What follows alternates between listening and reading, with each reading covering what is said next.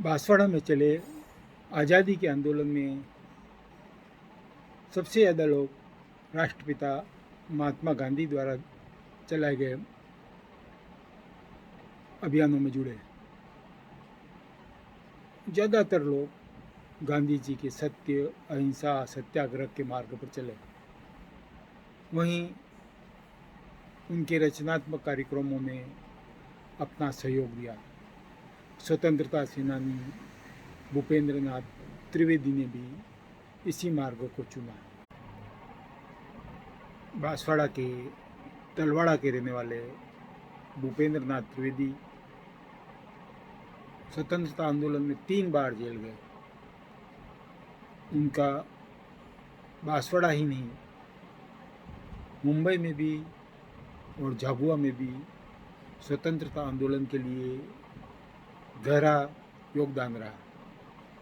भूपेंद्र नाथ त्रिवेदी जब झाबुआ के जुडिशरी में काम करते थे तब उन्हें मामा बालेश्वर दयाल से संपर्क का अवसर मिला। वे अखबार पढ़ते थे, ऐसे अखबार जो क्रांतिकारी थे, जैसे कि अर्जुन, वीर अर्जुन अखबार। जब वहाँ के प्रशासन को इसकी जानकारी मिली तो भूपेंद्र नाथ त्रिवेदी को गिरफ्तार कर लिया गया, जेल भेज दिया गया। फिर वे व्यक्तिगत बांड भर करके बाहर आए और वहाँ से निकल करके मुंबई चले गए। 1942 में मुंबई में भारत छोड़ो आंदोलन प्रारंभ हुआ, पूरे देश में चला। भूपेंद्र नाथ त्रिवेदी वहाँ बढ़ चढ़ करके हिस्सा लेने लगे।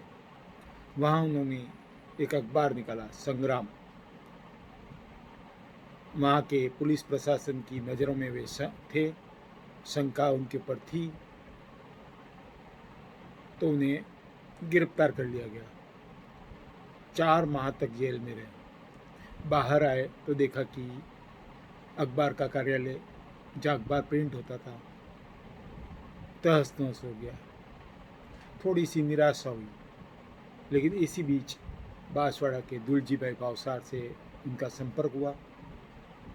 उनके अनुरोध पे बांसवाड़ा आए और यहाँ आकर के उन्होंने स्वतंत्रता आंदोलन में भाग लेना प्रारंभ किया। बांसवाड़ा में प्रजामंडल की गतिविधियाँ बढ़ने लगी। भूपेंद्र नाथ त्रिवेदी खादीधारी थे, इससे भी महारावल का ध्यान उनके ऊपर लगातार रहता था। जब प्रजामंडल ने अनाज आंदोलन किया तो महारावल प्रशासन ने धारा 144 लगाई, जिसको तोड़ते हुए प्रदर्शन किया गया। उसके पूर्व बांसवाड़ा शहर के पास ही एक गांव में सभा रखी गई, जिसमें बड़ी संख्या में आज़ादी के दीवानों ने भाग लिया। उसके तुरंत बाद भूपेंद्र नाथ त्रिवेदी, चिमनलाल मालोद, दुलजी भाई भावसार, सूर्यकरण दोषी आदि को गिरफ्तार कर लिया गया। भूपेंद्र नाथ त्रिवेदी की यह तीसरी जेल यात्रा थी। वे सुबह भूपेंद्र नाथ त्रिवेदी सहज सरल व्यक्ति थे, लोगों से एकदम से रिश्ते बना लेते थे। इसका लाभ कई क्षेत्रों में मिलता था। जब बांसवाड़ा में बेगार के खिलाफ आंदोलन हुआ तो केला मेला में बिलों ने विद्रोह किया, तब भूपेंद्र नाथ त्रिवेदी मध्यस्थ की भूमिका में आए। इसी तरह से डेरी गांव में जब जंगलातियों, वन विभाग के कर्मचारियों द्वारा आदिवासी महिलाओं के साथ में अत्याचार किया गया, छेड़छाड़ की गई, फिर आंदोलन हुआ, उसमें भी भूपेंद्र नाथ त्रिवेदी ने मध्यस्थता की भूमिका निभाई। उस समय के दीवान मोहन सिंह मेहता से उनके अच्छे संबंध थे, जिसका लाभ शांति को मिला। जब महारावल ने लोकप्रिय सरकार का गठन किया तब भूपेंद्र नाथ त्रिवेदी को मुख्यमंत्री बनाया गया। मात्र 48 दिन के वे मुख्यमंत्री रहे, लेकिन इस काल में भी उन्होंने बांसवाड़ा के विकास के संबंध में बहुत सारे काम स्वीकृत करवाए, बहुत सारे काम प्रारंभ कराए। जब देश आज़ाद हो गया उसके बाद में भूपेंद्र नाथ त्रिवेदी के लिए राजनीतिक संकट खड़े हुए। यह अपने आप में अलग मामला है, इसका आज़ादी के आंदोलन से कोई संबंध नहीं है, लेकिन उन्हें बहुत कठिनाइयों का सामना करना पड़ा। कुछ आरोप लगे,